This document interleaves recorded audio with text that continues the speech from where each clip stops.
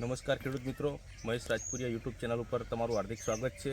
આજે એક આપણે એવા વ્યક્તિ વિશે માહિતી મેળવવાના છીએ જે પ્રાકૃતિક ખેતીના જે કાંકરેજ તાલુકામાં પ્રણેતા કહેવાય તેમજ આપણા જે બનાસકાંઠાના એસપીએનએફના જિલ્લા સંયોજક છે તે વિશે આપણે પહેલાં તો એમનો પરિચય મેળવી લઈએ। દિલીપભાઈ, પહેલાં તો તમારો પરિચય આપો। જય ગૌ માતા। દરેક મિત્રોને હું બારોટ દિલીપ કુમાર બાબુલાલ, ગામ રાનેર, તાલુકો કાંકરેજ, જિલ્લો બનાસકાંઠા। હું પહેલાં છેલ્લા 20 વર્ષથી પ્રાકૃતિક એટલે નેચરલ નહીં પણ ઓર્ગેનિક ખેતી કરતો હતો। છેલ્લા 7 વર્ષથી પ્રાકૃતિક ખેતી એટલે કે સુભાષ પાલેકર પ્રાકૃતિક ખેતી પદ્ધતિની અંદર છેલ્લા 7 વર્ષથી આવ્યો છું અને પ્રાકૃતિક ખેતી કરું છું। પહેલાં મારી તાલુકાની જવાબદારી હતી, તાલુકા સંયોજક તરીકે 3, 4, 5 વર્ષ મેં નિભાયા અને છેલ્લા 6 મહિનાથી મને જિલ્લાની જવાબદારી સોંપવામાં આવી છે અને મારા આવું ભાગ્ય છે કે બનાસકાંઠા જેવો જિલ્લો મને મળ્યો છે અને જિલ્લાની અંદર હું મારા ખેડૂતોને કેમ કરી અને આગળ લાવું એ જ મારો ધ્યેય રહ્યો છે। દિલીપભાઈ, આ જે પ્રાકૃતિક ખેતી છે એ તમને ક્યાંથી એની તાલીમ મળી અને ક્યાંથી જાણવા મળ્યું એ વિશે થોડી તમે માહિતી આપો તો આપણા ખેડૂતો તમારી પાસેથી અને જે બીજા આપણા ખેડૂતો છે જે પ્રાકૃતિક ખેતી કરે છે એમની પાસેથી માહિતી મેળવી શકે। હા, મને પહેલાં તો હું યુટ્યુબ ઉપર વિડીયો જોતાં મને પ્રફુલ્લદાદા સેજલિયાનો વિડીયો મેં જોયો, જે આપણા ગુજરાતના પ્રદેશના સંયોજક છે।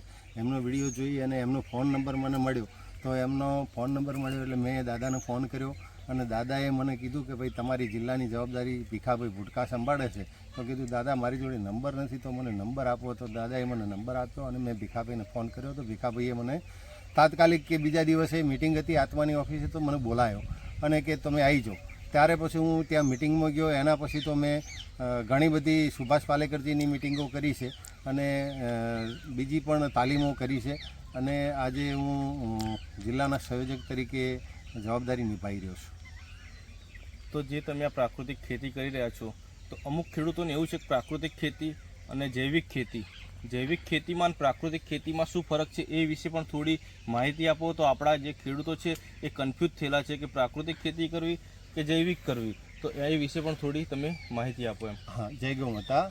હવે પ્રાકૃતિક ખેતી એટલે જે વસ્તુ ખેડૂતને કશું વસ્તુ બહારથી લાવવાની નથી અને પોતાના ખેતરની અંદર પોતાના ઘરની અંદર સમજો કે કઠોળ છે, અનાજ છે, પછી ગોળ છે, આ બધું દહીં, દૂધ, છાશ, ગાયના આપણે એક દેશી ગાય રાખીએ તો એની અંદરથી આપણને બધું મળી જાય છે।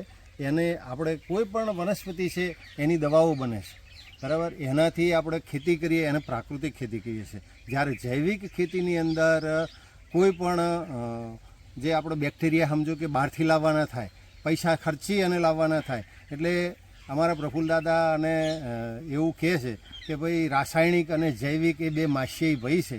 એટલે રાસાયણિકવાળા લોકોને ખબર પડી કે ખેડૂતો જૈવિક તરફ પ્રાકૃતિક તરફ વળ્યા છે ત્યારે એ લોકોએ જૈવિક દવાઓ ચાલુ કરી નાખી છે અને વળી પાછો ખેડૂતને સરખો એ જ્યોને ત્યાં જ રાખવા માટે કરી અને આ લોકોનો આઈડિયા છે। પણ અમે પ્રાકૃતિક ખેતી તરીકે અમારા જિલ્લા અને બનાસકાંઠા જિલ્લા તો બરાબર છે પણ ગુજરાત પ્રદેશમાં પણ બધા હાકલ કરી અને ખેડૂતોને કઈ રીતે બચાવાય અને કઈ રીતે ખર્ચ ઓછો થાય એ માટે અમે ઝુંબેશ ચલાવી રહ્યા છીએ।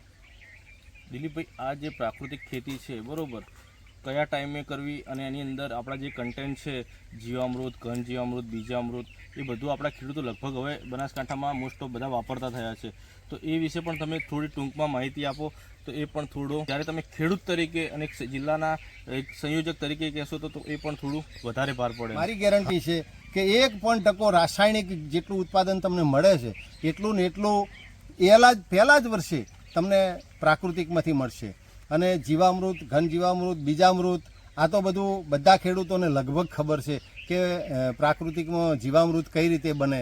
તો એની અંદર કિલો ગોળ, કિલો ચણાનો કઠોળનો આટો, પછી એની અંદર 10 લીટર ગોબર, 10 લીટર ગૌમૂત્ર, 1 મુઠ્ઠી માટી એ સજીવ માટી કે શેઢાપાડાની માટી, વડપી નીચેની માટી લઈ અને એની અંદર 160 લીટર પાણી નાખી 200 લીટરના બેરલમાં અને 160 લીટર પાણી નાખી અને એને ઘડિયાળના કોટાની દિશામાં 5 મિનિટ હલાવવું અને રોજ સાંજ સવાર હલાવવાથી એ તૈયાર થાય છે અને ઉનાળાની અંદર 3 થી 4 દિવસમાં તૈયાર થાય અને શિયાળો હોય તો 7 દિવસે તૈયાર થાય છે અને 7 થી 15 દિવસ સુધી એને આપી દેવું જોઈએ અને તૈયાર થયા પછી 7 થી 8 દિવસની અંદર જેટલું જીવામૃત ખેતરની અંદર જાય એ જીવામૃત આપણા માટે અમૃત ગણાય છે. એના પછી સમજો કે જીવામૃત 15 દિવસ થઈ ગયા અને કાળું પડવા માંડ્યું તો સમજી લેવું કે તમારું જીવામૃત બગડવાની તૈયારી ઉપર છે, માટે તાત્કાલિક એને ખેતરમાં જતું કરવું જોઈએ. તો મિત્રો, જે આપણે જીવામૃતની વાત કરી અને બીજા ખાટી છાશની બધી વાત કરી, તો દિલીપભાઈ કઈ રીતે બનાવે છે અને કઈ રીતે તૈયાર કરે છે, તો એ વિશે પણ થોડી આપણને માહિતી આપે. જય ગૌ માતા મિત્રો, હવે જીવામૃત બનાવવા માટે 10 કિલો ગોબર, 10 કિલો ગૌમૂત્ર, 10 લીટર ગૌમૂત્ર, 1 કિલો ગોળ અને 1 કિલો કઠોળનો આટો અને 1 મુઠ્ઠી ચેડાપાડાની માટી આ લઈ અને 160 લીટર પાણી અંદર નાખી અને એને બરાબર હલાવી આ રીતે કડિયાના કોટા તરફ હલાવી અને મિક્સ કરી અને એને તાપડાથી ઢોકી દઈએ અને 24 કલાક 12 કલાકે એને 5-5 મિનિટ સવાર સાંજ હલાવતા જવું અને ઉનાળાની અંદર 3 થી 4 દિવસમાં જીવામૃત તૈયાર થઈ જાય અને શિયાળો હોય ઠંડી હોય તો 7 દિવસમાં તૈયાર થઈ જાય અને એને આપણને સમજણ ક્યારે પડે કે ભાઈ જીવામૃત તૈયાર થઈ ગયું તો એના ઉપર સફેદ તોર આવે, જે તમારા ગોબરની દુર્ગંધ હોય બધી મટી જાય અને સુગંધ આવવામાં લાગે એટલે સમજી લેવું સફેદ તોર આવે એટલે તમારું જીવામૃત તૈયાર થઈ ગયું. એના પછી 3 થી 4 દિવસમાં 7 દિવસ સુધી વધારે 7 દિવસ સુધી તમે એ જીવામૃતને જમીનની અંદર આપી શકો છો અને જીવામૃત કાળું પડે તો સમજી લેવું કે તમારું જીવામૃત બગડી ગયું છે. આ રીતે જીવામૃત તૈયાર થઈ શકે છે. અને મિત્રો, આ મારી છાશ છે, આ ખાટી છાશ છે, આ મારી દેશી ગાયની ખાટી છાશ છે. આ લગભગ 1 વર્ષ જૂની છાશ છે અને આ મારા આની અંદર આરી 1.5 થી 2 વર્ષ જૂની છાશ છે. તો મિત્રો, આની અંદર તાંબુ અને લોખંડ નાખેલું છે અને આ તાંબા અને લોખંડ નાખવાથી તમે તે તાંબુ અને લોખંડ નાખવાનું શું કામ? તો તાંબુ અને લોખંડ જો નાખો તો એની અંદર તમારા પાકની અંદર કોઈ પણ જીવાત હોય, મચ્છી હોય તો એ તમારા પાકનો બગાડ કરતી નથી. કુદરતનો નિયમ છે, કોઈને મારવાની સત્તા કોઈની નથી, કોઈને મારવાનો કોઈનો હક નથી, પણ આપણો બચાવ કઈ રીતે થઈ શકે એ પ્રાકૃતિક ખેતી છે મિત્રો. તો પ્રાકૃતિક ખેતીની અંદર જો આપણે આપણા પાકને આ રીતે છંટકાવ કરશું તો આપણા પાકને જીવાત ખાશે નહીં, ઓટોમેટિક એની જાતે કામ મરી જશે ને કાં બીજાના ખેતરમાં જશે તો એને પાકનો ખોરાક ખાવા મળી જશે. તો આ રીતે આપણો પાક બચી જાય છે મિત્રો. એટલે 10 પરની અર્ક છે, જીવામૃત છે, પછી નિમાસ્ત્ર છે, બ્રહ્માસ્ત્ર છે, ખાટી છાશ છે, સૂંઠાસ્ત્ર છે, આ આપણા અસ્ત્રો છે. એટલે આ અસ્ત્ર આપણે જ્યારે છોંટીએ ઈયળની પરિસ્થિતિમાં, પછી મચ્છીની પરિસ્થિતિમાં આ રીતે આપણે છોંટીશું તો ફૂદા પણ એની ઉપર બેસશે નહીં અને ઈયળ ઈંડા મૂકશે નહીં અને ઈયળ થશે નહીં અને આપણા પાકને નુકસાન થશે નહીં. મિત્રો, આ રીતે આપણે આપણા પાકને બચાવી શકીએ છીએ. અત્યારે જીવામૃત જે કદાચ બગડી જાય કે કોઈ પણ વસ્તુ થાય તો એ આપણે લોકો બહાર ફેંકી દેતા હોય છે કે ગમે ત્યાં ફેંકી દેતા, પણ એનો મતલબ એ સેઢા પાળે તમે નાખી શકો છો અને ઉકરડા ઉપર પણ નાખી શકો છો. એ વિશે પણ થોડી માહિતી આપો તો જે બેક્ટેરિયા છે, જે બચેલા જે છે એ આપણા ઉકેડામાં થોડું કામ કરે. દિલીપભાઈ, હા, એમાં જીવામૃત તમારી બગડવાની તૈયારી ઉપર હોય તો એ તમે આપણો ઉકરડો બનાવ્યો હોય તો ઉકરડા ઉપર પણ તમે નાખી શકો છો અથવા ખેતરના છેડાપાડા ઉપર પણ તમે નાખી શકો છો. એ જીવામૃત એની અંદર જે જીવતા તત્વો છે એ તો કામ કરવાના જ છે. બાકી પોઝિટિવ સમજો કે 100% જે કામ કરતા હોય તો 50% કરે, પણ કરે તો છે જ. પછી તમારું સાવ જીવામૃત ખલાસ થઈ જાય તો એને એક સાઈડ ફેંકી દેવું પડે. મિત્રો, જે સાવ જીવામૃત ખલાસ થઈ જાય છે એ પણ તમે શેઢાપાળા ઉપર નાખશો ને તો તમારા ભૂંડ છે, રોજ છે એ પણ આવતા નથી.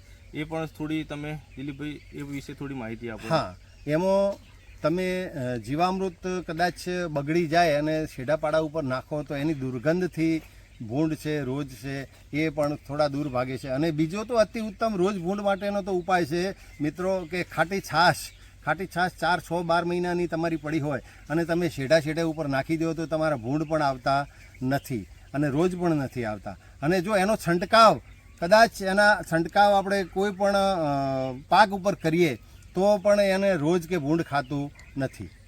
હવે દિલીપભાઈ, હવે ટૂંક સમયમાં નવી સિઝન ચાલુ થવાની છે, તો ખેડૂતોને એ માહિતી આપો કે બીજામૃતનો પટ આપે અને પટથી વાવે તો એનું જર્મિનેશન પણ વધે છે, અને એ પણ થોડું એ વિશે થોડી માહિતી આપો. કારણ કે આપણા જે ખેડૂતો છે ડાયરેક્ટ તૈયાર જે પડીકા મળે છે કે ગમે તે મળે છે એનાથી પટ આપી અને પછી આપણું જીવામૃત નહીં ચાલુ કરે છે, પણ પાયાના સિદ્ધાંતો અપનાવશે બરોબર, તો એનાથી આપણને ઘણો બધો ફાયદો થશે. તો બીજામૃત વિશે પણ થોડી તમે માહિતી આપો. ચોક્કસ. જુઓ, આમાં મિત્રો બીજામૃત એટલે બીજનું અમૃત કહેવાય.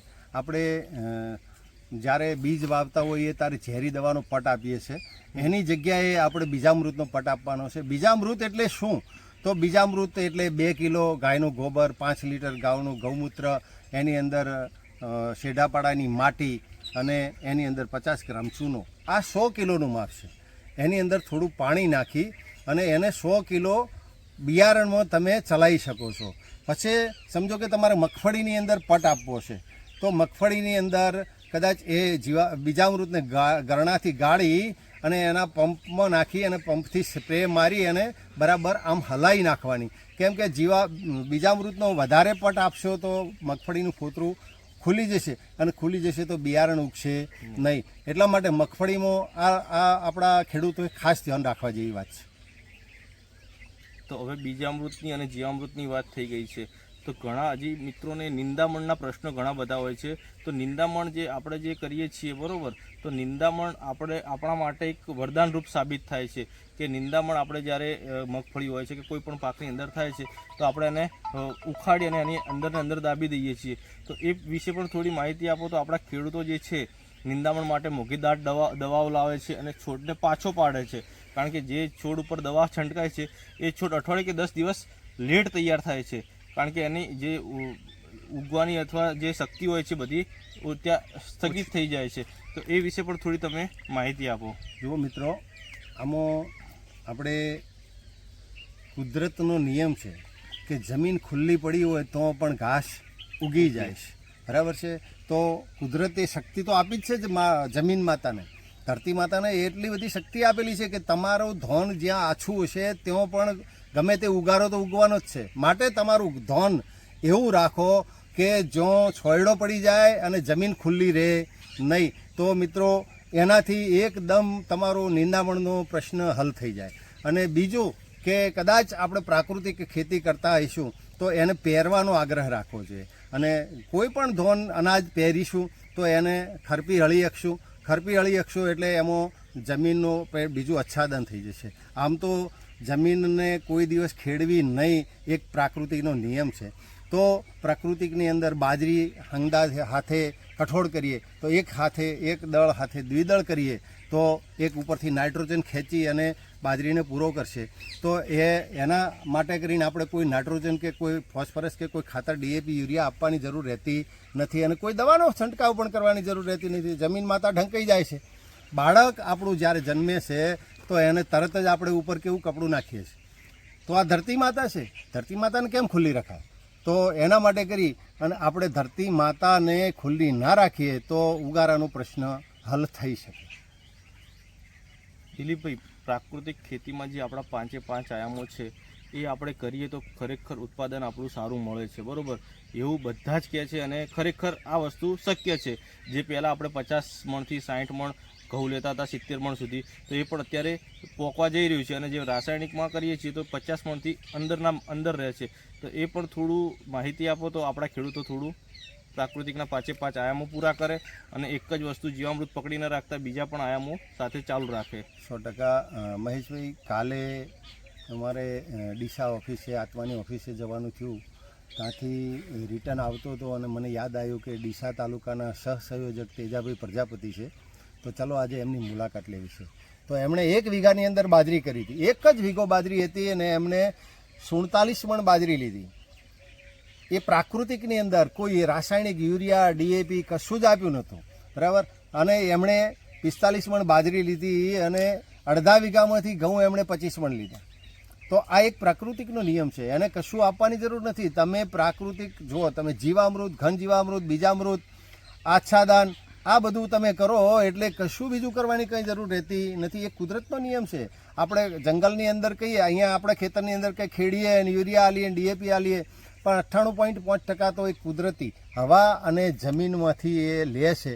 આપણે તો 1.5% આલીએ છીએ અને 1.5%માં અંદર કહીએ છીએ કે મેં યુરિયાની થેલીઓ 10 નાખી દીધી તમાકુમાં અને આ રીતે મેં ઉત્પાદન વધારે લેવા માટે આ કર્યું. પણ એવું કશું ખેડૂત મિત્રો હોતું નથી. કુદરતનો નિયમ છે કે તમે જંગલની અંદર કોણ નાખવા જાય છે, પણ તમારે જમીનને કંઈ માતાને કંઈ ધરતી માતાને કંઈ આપવું છે નહીં અને વારે વારે લેવું જ છે. પણ એને કંઈક તો આપવું જોઈએ ને. એને અચ્છાદાન તરીકે તમે આપો તો એનો કાર્બન થશે અને કાર્બન રેશિયો જેમ ઊંચો આવશે એમ તમારી જમીન ફળદ્રુપ બનતી જશે. આ વસ્તુ છે. હવે થોડી એ માહિતી આપો કે મિક્સર પાક જે એક દળ સાથે દ્વિદળ પાક આપણે કરીએ છીએ, બરાબર.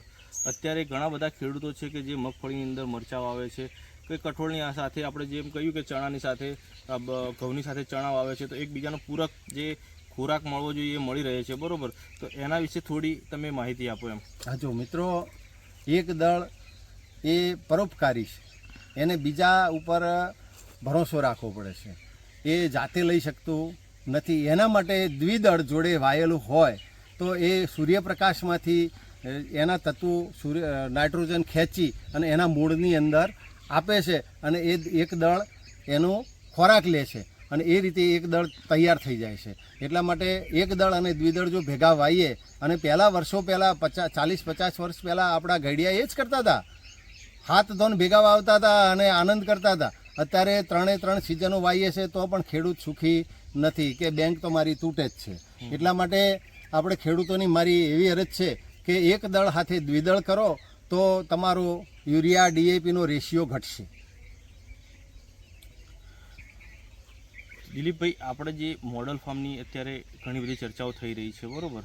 તો મોડલ ફાર્મ શું છે અને કઈ રીતે તૈયાર કરવું એ વિશે પણ થોડી માહિતી આપો. કારણ કે આપણા ખેડૂતો છે વાવે તો જાણે કે આંબા વાવે તો બધા આંબા જ વાવે, ચીકુ વાવે તો બધા ચીકુ જ કરે છે.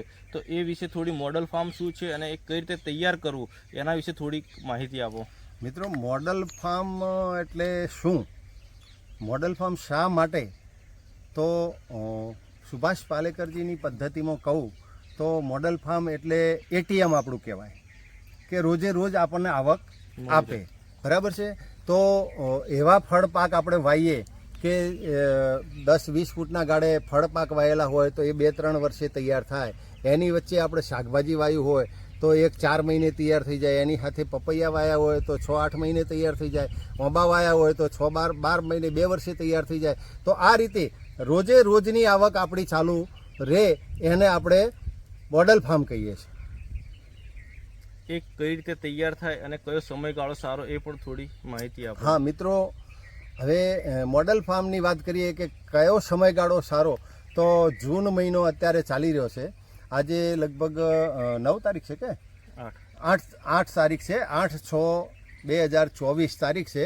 એટલે મારો એવું કહેવું છે કે કદાચ એક સારો વરસાદ આવી જાય અને જમીન ધરતી માતા ઠંડી પડે એના પછી જો આપણે મોડલ ફાર્મ બનાવીએ તો સારું અતિ ઉત્તમ એનું રિઝલ્ટ મળે.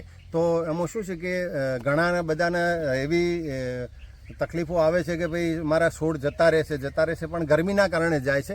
એકદમ જો ધરતી માતા ઠંડી પડી જાય તો એક પણ છોડ નબળો થાય નહીં કે જવાની પ્રશ્ન રહે નહીં, તો એમાં આપણે સક્સેસ થઈએ. માટે 15 જૂન પછી જ્યારે વરસાદ આવે એ પહેલો વરસાદ પડી રહે અને વરાપ આપે એ વખતે આપણે મોડલ ફાર્મ બનાવીએ. એમાં ફળ રોપા વાવીએ, આપણે શાકભાજી વાવીએ, જે વાવવું એ વાવી શકાય છે અને એમાંથી આપણે ઉત્પાદન લઈ શકીએ છીએ. મિત્રો, આજે આપણે પ્રાકૃતિક ખેતી વિશે ખૂબ ડીપમાં વાત કરી અને જે આપણે પ્રાકૃતિક ખેતી કરીએ છીએ તો બરાબર, અત્યારે જ્યારે પણ વરસાદ પડે છે તો આપણું ખેતરમાંથી પાણી વહી જાય છે. એ વહી જવાનું કારણ એકને એક માત્ર કે જે આપણે રાસાયણિક ખાતરો અને રાસાયણિક દવાઓનો આડેધડ ઉપયોગ કરીએ છીએ એના કારણે આપણા ખેતરમાં પાણી ટકતું નથી. અને જે પહેલાં આપણે અળસિયા હતા કે અળસિયા જે આપણની જમીનને પોચી રાખતા હતા અને પાણી નીચે ઉતરતું હતું, એ પણ અત્યારે બિલકુલ ઉતરતું નથી. તો એ વિશે પણ થોડી માહિતી આપો તો આપણા ખેડૂતો રાસાયણિક ખાતરથી દૂર રહી અને આપણા પ્રાકૃતિક જે આયામો છે એ અપનાવે અને એ આગળ ચાલુ રાખે એમ. હા મિત્રો, બહુ મુદ્દાની વાત કરી મહેશભાઈએ કે અત્યારે જમીન ઉપરથી પાણી વહી જાય છે. ગરમીનું કારણ એ જ છે કે પાણી જમીનની અંદર શોષાતું નથી. એ શોષાતું નથી એનું કારણ શું, તો આપણે ઝેરી દવાઓ યુરિયા DAP નાખી અને જમીનને આપણે વ્યસની બનાવી દીધી છે, કડક બનાવી દીધી છે. એટલે જમીનની અંદર છિદ્રો છે નહીં અને છિદ્રો નથી એના માટે કરી અને જમીન ઉપરથી પાણી વહી જાય છે. મિત્રો, મારો પોતાની દાખલો આપું તમને. ગઈ સાલની વાત કરું તો આ ખેતરની અંદર જે ઊભા છીએ એની અંદર 2 થી 2.5 ફૂટ પાણી હતું અને મારા આજુબાજુ કાકાના બાપાના બધાય સરખું વરસાદ પડ્યો તો સરખો જ હતો અને મેં પાડા મારેલા છે, કોઈનું પાણી મારા ખેતરમાં ના આવે એના માટે કરી. અને વરસાદ ચાલુ થયો અને વરસાદ આવ્યો એટલે ફૂલ ભરાઈ ગયું ખેતર અને બીજા દિવસે 24 કલાકની અંદર મેં જોયું ત્યારે મારા ખેતરમાં પાણી નહોતું અને મારા કાકાના આજુબાજુના ખેતરો જે હતા એની અંદરથી 15 દિવસે પાણી ઓછું થયું. એટલે એનો કહેવાનો મારો મતલબ એવો છે કે તમે પ્રાકૃતિક ખેતીની અંદર ઝેર દવા નથી આપતા તો અળશિયો એ આપણો એક મિત્ર, ખેડૂતનો મિત્ર ગણાય છે અને અળશિયો છે એ 15 થી 20 ફૂટ જમીનની અંદર હોલ પાડી અને જાય છે અને બીજો હોલ પાડી અને બહાર આવે છે. એટલે ખનિજ તત્વો છે એ ઉપર ખેંચી અને લાવે છે, એ આપણા પાકને કોમ લાગે છે. અને જે અળશિયાએ હોલ પાડ્યા છે એ પાણી એ જમીનની અંદર આપણું પાણી ઉતરી જાય છે, માટે જે પૂર આવવાની પણ શક્યતા કોઈ રહેતી નથી. માટે મારા ખેડૂત મિત્રોને એવી કહેવાની મારી વિનંતી છે કે દરેક ખેડૂત મિત્રો પ્રાકૃતિક તરફ વળે તો આપણી જમીન માતા સુધરશે અને આપણું સ્વાસ્થ્ય સુધરશે. મિત્રો, દરેક ખેડૂતો પ્રાકૃતિક ખેતી તરફ અગ્રેસર થાય અને પ્રાકૃતિક ખેતી કરતા થાય તો પહેલાં તો આપણે જે 4 જણ હોઈએ છીએ કે ફેમિલીમાં 5 જણ હોઈએ છીએ તો એ લોકોનું તમામનું સ્વાસ્થ્ય સુધરે. બીજી વસ્તુ કે આપણી જમીન સુધરે, બરાબર. અને બહારથી કોઈ આપણા ઘરે આવે તો એની સુગંધ પણ એક સોડમ એની એવી સરસ આવતી હોય છે કે જ્યારે આપણે જે જૂનવાણીમાં પહેલાં કંઢિયાઓ કહેતા કે ફલાણાના ઘરે આજે તો ભજીયા બન્યા, આજ તો આના ઘરે કઢી બની, કે આ ગમે તે હોય, શીરો બન્યો હોય તો પણ હેઠ છેક ચોરા સુધી સુગંધ આવતી હતી. તો એ વિશે પણ આપણે જે પ્રાકૃતિકમાં આપણે જે વાવીએ છીએ અને જે લણીએ છીએ, લઈએ છીએ, તો એની પણ થોડી એવી માહિતી આપો કે આપણા ખેડૂતો આ વસ્તુ કરતા થાય, એની જે સુગંધ છે કાયમી બની રહે છે, તો એ પણ વિશે થોડી તમે દિલીપભાઈ માહિતી આપો. મિત્રો, મહેશભાઈએ બહુ સરસ વાત કરી. 40 વર્ષ પહેલાં રાસાયણિક હતું નહીં. એ વખતે 100 ફૂટથી 150 ફૂટ કોઈ ભાત લઈને જતું હોય અને બાજરીનો રોટલો અંદર હોય તો સુગંધ આવતી હતી કે ભાઈ બાજરીનો રોટલો ભાતમાં જાય છે. અત્યારે ગળવાવાળીને પણ સુગંધ આવતી નથી, ખબર પડતી નથી કે આ શાનો રોટલો હું કરું છું. એનો મતલબ શું છે? એ રાસાયણિક જ છે. અને મિત્રો, અમે તો કરીએ જ છે પ્રાકૃતિક ખેતી, અમે તો કરીએ જ છે. અમારા એકલાથી કરવાથી કોઈ મતલબ નથી, કેમ કે આજુબાજુ બધા ઝેરવાળા છે. જમીન નહીં, પાણીની અંદર પણ ઝેર પહોંચી ગયું છે, માના સ્તરની અંદર ઝેર પહોંચી ગયું છે. તો મિત્રો, હવે બધા ખેડૂતો આપણે એક તરફ વળશું અને પ્રાકૃતિક તરફ વળશું તો ખેડૂત જ એક એવો છે કે કોઈનું જીવન બચાવી શકે. બાકી મિત્રો, કોઈના ફેક્ટરીની અંદર અનાજ, કઠોળ, ફળ, ફળાદી કોઈ પાકવાના નથી. ખેડૂત સિવાય કોઈનો તાકાત નથી કે એ જગતને બચાવી શકે. ખેડૂત એ જ જગતનો તાત છે. માટે મિત્રો, મારી સર્વેને એવી વિનંતી છે કે પ્રાકૃતિક તરફ વળો અને તમારા પોતાનો તો કુટુંબ બચાવો જ, પણ બીજા લોકોને પણ બચાવો. મિત્રો, અત્યારે જે આપણું કહેવાતું હતું કે પંજાબ એ કેન્સરનું હબ કહેવાતું હતું. જે પંજાબ આપણા આખા ભારતની અંદર પહેલો નંબર આવતો હતો અને પંજાબમાંથી કેન્સર ટ્રેન ચાલતી હતી. અત્યારે ફર્સ્ટ નંબર આપણો ગુજરાતનો આવી રહ્યો છે.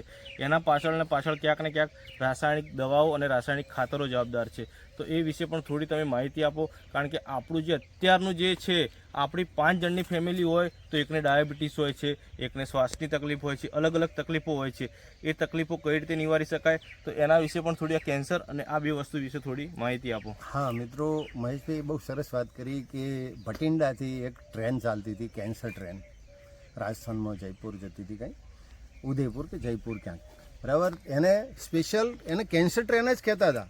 અને એ ટ્રેનની અંદર જ્યારે તમે ચડો ને એટલે બધા પબ્લિક જે બેઠા હોય પેસેન્જર બધા કેન્સરવાળા જ હોય. એવી પરિસ્થિતિ આજે ગુજરાતની આવી ગઈ છે અને ગુજરાતની અંદર પણ પહેલા નંબરે બનાસકાંઠા છે. એનું કારણ શું? તો આપણા ખેડૂતો હોડમાં પડ્યા કે પેલા એ 2 થેલી નાખી અને ઉત્પાદન વધ્યું તો આપણે 3 થેલી નાખવી છે અને ઉત્પાદન વધારવું છે.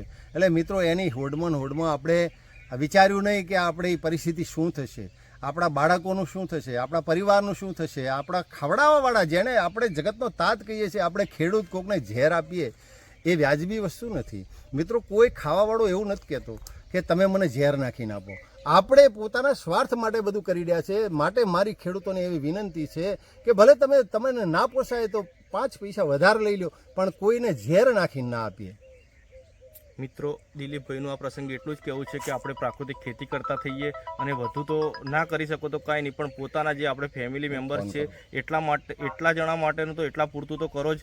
અને અત્યારે જો આપણે પ્રાકૃતિક ખેતી તરફ વળશું તો એક યુરિયા કે એક DAP જો આપણે બચાવીશું ને તો સરકારના અનેક ઘણા પૈસા બચશે. અને આજે જ્યારે આપણે મોદી સાહેબ અને જે આપણા રાજ્યપાલ જે છે આપણા મહામહિમ આચાર્ય દેવવ્રત સાહેબ, એમની તો એક જ એ છે કે આપણા પૈસા આપણા ગામમાં અને આપણા પૈસા આપણા પાસે જ રહે, બરાબર. કારણ કે આપણે જે યુરિયા છે, DAP છે, બહારથી આયાત કરી અને આપણે અહીંયા એની જે ફોર્મમાં બનાવવું પડે છે એ ફોર્મમાં બનાવી અને પછી આપણે લઈએ છીએ, તો એ વસ્તુ ઓછી થાય તો આપણે એનો ઉપયોગ ઓછો કરીએ તો આપણી જમીન સુધરે અને ઘણી બધી વસ્તુ આપણા જીવનું જોખમ પણ સુધરી જાય. અને થોડી એ વિશે માહિતી આપો કે આ વસ્તુ હવે કેટલા સમય માટે છે ને કઈ રીતે યોગ્ય છે કે શું છે એમ. હા મિત્રો, હવે આપણા વડાપ્રધાન શ્રી નરેન્દ્ર મોદી સાહેબે આ મહિમ ઉપાડી છે અને એમાં આપણા રાજ્યપાલ આચાર્ય દેવવ્રતજી એમણે ગુજરાત માટે બહુ જબરજસ્ત આપણે મહિમ લીધી છે. અને એમાં આપણું ગુજરાત એસોસિએશન, પ્રાકૃતિક એસોસિએશન પણ એની સાથે જોડાયેલું છે. એની અંદર હું અને મહેશભાઈ પણ અમે સાથે મળી અને દરેક હાથે હાથ મિલાવી અને આ લોકોને કઈ રીતે ખેડૂતો પ્રાકૃતિક ખેતી કરતા થાય એના માટેની અમે જબરજસ્ત ઝુંબેશ ચલાવી રહ્યા છે.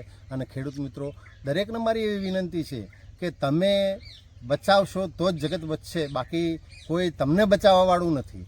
માટે હું મારી ખેડૂતોને નમ્ર વિનંતી છે કે ભાઈ તમે પ્રાકૃતિક ખેતી કરો અને ઝેર વગરનું પકવશો તો તમને સરકાર પણ પૈસા ઉપરથી આપવા માટે તૈયાર છે, તમને સબસિડીઓ મળે છે, તમને ઘણા બધા લાભો છે આની અંદર. પણ આ લાભોને નહીં જોતા આપણે કઈ રીતે પ્રાકૃતિક કરી અને આગળ વધી શકીએ, કઈ રીતે આગળ વધાય એ આપણે એના તરફ વળી. અને હું ખેડૂતોને એવું કહેવા માગું છું કે ભાઈ આપણે આપણી રીતે આગળ વધી શકીએ એવું આપણે કરીએ. મિત્રો, આપણા રાજ્યપાલે આપણા બનાસકાંઠા જિલ્લાની અંદર 5 FPO જે પ્રાકૃતિક ખેતી કરતા હોય એમના માટે વેચાણ માટે આ શરૂ કરેલા હતા. એમાં કાંકરેજ, દિયોદર અને ભાભર આવે છે. અલગ અલગ તાલુકા વાઇઝ અલગ અલગ ડિપાર્ટમેન્ટ પાડી અને અલગ અલગ FPO 5 ફાળવ્યા હતા. એમાં કાંકરેજ, દિયોદર અને ભાભરનો એક FPO બન્યો હતો. એમાં ભાઈ આપણા જે દિલીપભાઈ છે એ ડિરેક્ટર તરીકે પણ અત્યારે ચેરમેન તરીકે પણ કાર્યરત છે. તો દિલીપભાઈ, એ વિશે થોડી માહિતી આપો. તો જે આપણા જે ખેડૂતો હજી જે બાકી છે અથવા જે વધારાના જે પ્રાકૃતિક ખેતી કરે છે આપણા ખેડૂતો, એ પણ જોડાય અને એ આપણા સાથે સાથે કદમમાં કદમ મિલાવે એમ. હા મિત્રો, બહુ સરસ વાત કરી. એક ખેડૂતોને કઈ રીતે આગળ વધવું એ કદાચ સિંગલ ખેડૂત હોય તો એને માર્કેટ મળે નહીં, એના માટે કરી અને સરકારે આપણી ચિંતા કરી અને સૌથી વધારેમાં વધારે FPO આપણા બનાસકાંઠા જિલ્લાની અંદર 5 કંપનીઓ આપી આપણને પ્રાકૃતિક ખેતી માટે. અને ખેડૂતોને માલ ક્યાં વેચવો એ સવાલ ઊભો ના થાય એના માટે આપણી પ્રાકૃતિક ખેતીની 5 કંપનીઓ છે. એમાંની એક અમારી KDB farmer producer company Kankrej, Deodar અને ભાભર 3 તાલુકાની કંપની બનેલી છે. એમાં પહેલાં ભાઈ રામજીભાઈ અમારા ચેરમેન હતા, એના પછી સર્વાનુમતે મને ચેરમેનની જવાબદારી સોંપી છે. તો મારા 550 સભાસદો છે એની અંદર અને 550 સભાસદો દરેકે દરેક કંપની માટે એક વીઘો પ્રાકૃતિક ખેતી કરે છે અને એ માલ અમે લઈ અને સારા ભાવથી બજારમાં વેચશું અને ખેડૂતોને સારો ભાવ મળી રહે એના માટેના અમારા પ્રયાસો રહ્યા છે અને કરીશું. દિલીપભાઈ જે પ્રાકૃતિક ખેતી કરી રહ્યા છે, તો આજે દિલીપભાઈની જે આપણે જે દેશી ઓલાદો છે એના વિશે થોડી માહિતી લઈશું. તો દિલીપભાઈ, તમે જે દેશી ઓલાદો વાપરો છો એમાં કઈ કઈ છે અને કઈ રીતે અને ક્યાંથી લાવી તમે પહેલાં તો એ વિશે થોડી માહિતી આપો. જય ગૌ માતા. મિત્રો, મારી પ્રાકૃતિક ખેતીનો મેન આધાર કેવું તો મારી આ કપિલા ગાયો છે. આ મારી કોંકરેજી ગાય છે, આ ગીર છે, એ મારી કોંકરેજી ઓલાદની પ્યોર કપિલા ગાય છે. કપિલા કોને કહેવાય? તો એના 5 સિંગ હોય, પૂંછ હોય, એના આંચળ હોય, એની ખરી હોય, એ 5 જો કાળા હોય તો એને કાળી કપિલા કહીએ, સફેદ હોય તો એને સફેદ કપિલા કહીએ અને લાલ હોય તો એને સ્વર્ણ કપિલા કહીએ. આ 3 જાતની કપિલાઓ છે. એ આદો અનાદિથી ચાલી આવે છે. એ આપણો કોઈ દેન નથી કે આપણી કોઈ તાકાત નથી કે એ જાતને આપણે બનાવી શકીએ. એ કુદરતી છે. બરાબર છે. અને આ કપિલા ગાય એવી વસ્તુ છે કે મારો એક નાનકો ભૂલકો એ છે ને એ મેં 2-2.5 વર્ષનો થયો છે અને એને કપિલા ગાયનું ઘી અને દૂધ ખવડાવી અને મેં મોટો કર્યો છે. બહુ નટખટ છે. અને હું એવું કહેવા માગું કે ભાઈ દેશી ગાય તો દેશી ગાય જ છે. એ જીવનનો આધાર છે, જીવનનો સ્તંભ છે. કોઈ આપણે કહીએ કે ગાયને આપણે બચાવીએ, ગાય આપણને બચાવવાવાળી છે. આપણે શું બચાવવાવાળા છે ગાયને? તો ગાય આપણી દેશી ગાય રાખીએ અને એના થકી પ્રાકૃતિક ખેતી કરીએ. એટલા મારો દરેકને કહેવાનું એ જ છે કે એનાથી અમે આ જીવામૃત ઘન જીવામૃત બનાવીએ છીએ અને ઘન જીવામૃત બનાવી અને એની અંદર ખેતરમાં નાખી અને પ્રાકૃતિક ખેતી કરીએ છીએ. તો મિત્રો, આ પ્રસંગે દિલીપભાઈનો ખૂબ ખૂબ આભાર માનું છું કે દિલીપભાઈએ આજે આપણને એમનો કિંમતી સમય ફાળવી અને આપણને આટલી બહુ સરસ માહિતી આપી છે. તો દરેક ખેડૂત મિત્રોને એટલું કહીશ, વધુ ના કરો તો કાંઈ નહીં, તો પણ આપણા પોતાના પરિવાર માટે તમે પ્રાકૃતિક ખેતી કરતા થાઓ. જે આપણે ગાયનું ગોબર છે કે આપણે બહાર ફેંકી દઈએ છીએ એ ન ફેંકી અને આની અંદર આપણે વાપરતા થઈએ. અને આપણા પૂરતું, હું તો કહું તમારા પૂરતું જે જોઈતું હોય એ પૂરતું આપણે કરી અને વીઘો આપણે પ્રાકૃતિક ખેતી કરતા થઈશું. તો આપણું સ્વાસ્થ્ય બચશે તો આપણા આખા કુટુંબનું સ્વાસ્થ્ય બચશે અને આપણા આખા કુટુંબનું સ્વાસ્થ્ય બચશે તો દેશના આપણે એક જાગૃત નાગરિક તરીકે આપણા આખા દેશનું પણ સ્વાસ્થ્ય ધીમે ધીમે બચાવી શકીશું. તો દિલીપભાઈ આ પ્રસંગે ઉપસ્થિત રહ્યા, ખૂબ ખૂબ આભાર. ભારત માતા કી જય. જય ગૌ માતા. વંદે માતરમ. આભાર મહેશભાઈ, આપનો પણ ખૂબ ખૂબ આભાર. તમે તમારી ચેનલ થકી મારા મેસેજ આખા ઇન્ડિયાની અંદર પહોંચાડો છો અને એ થકી મારા ખેડૂતોને ખૂબ લાભ થાય એવી મારી અભ્યર્થના. જય ગૌ માતા. જય ગૌ માતા.